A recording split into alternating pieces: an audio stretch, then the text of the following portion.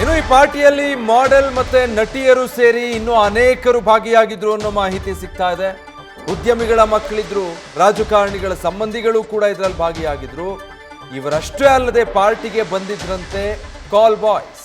Rave ಪಾರ್ಟಿಯಲ್ಲಿ ಕಾಲ್ boys ಭಾಗಿಯಾಗಿರೋ ಮಾಹಿತಿ ಗೊತ್ತಾಗ್ತಾ ಇದೆ. ಅಂದ್ರೆ ಕಾಲ್ ಗರ್ಲ್ಸ್ ಅಂದ್ರೆ ನಿಮಗೆಲ್ಲ ಗೊತ್ತಿರುತ್ತೆ ಬಹುತೇಕ, ಅಂಥದ್ದೇ ಒಂದು ಜಾಲ ಕಾಲ್ ಬಾಯ್ಸ್.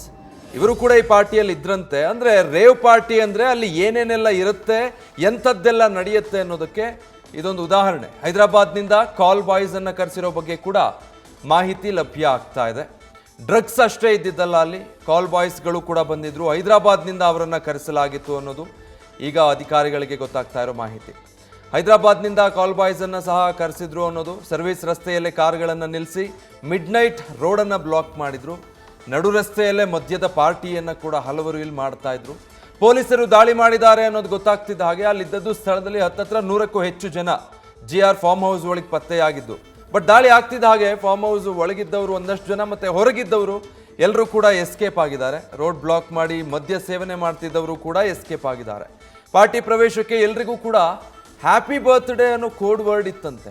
ಆ ಪಾಸ್ವರ್ಡ್ ಬಳಸ್ಕೊಂಡು ಈ ಪಾರ್ಟಿಗೆ ಎಂಟ್ರಿ ಕೊಡ್ಬೋದಿತ್ತು. ವಾಸು ಬರ್ತ್ಡೇ ನೆಪದಲ್ಲಿ ಈ ರೇವ್ ಪಾರ್ಟಿಯನ್ನು ಆಯೋಜನೆ ಮಾಡಲಾಗಿತ್ತು. ಹೀಗಾಗಿ ಹ್ಯಾಪಿ ಬರ್ತ್ಡೇ ಅನ್ನೋ ಕೋಡ್ ವರ್ಡ್ ಕೊಟ್ಟಿದ್ರು. ಕೋಡ್ ವರ್ಡನ್ನು ಬಳಸ್ಕೊಂಡು ಈ ಪಾರ್ಟಿಗೆ ಜಾಯ್ನ್ ಆಗಬಹುದಾಗಿತ್ತಂತೆ.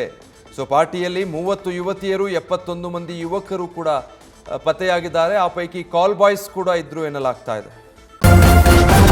ನ್ಯೂಸ್ ಫಸ್ಟ್ ನಿರ್ಭೀತಿಯಿಂದ ನಿಮ್ಮ ಪರವಾಗಿ.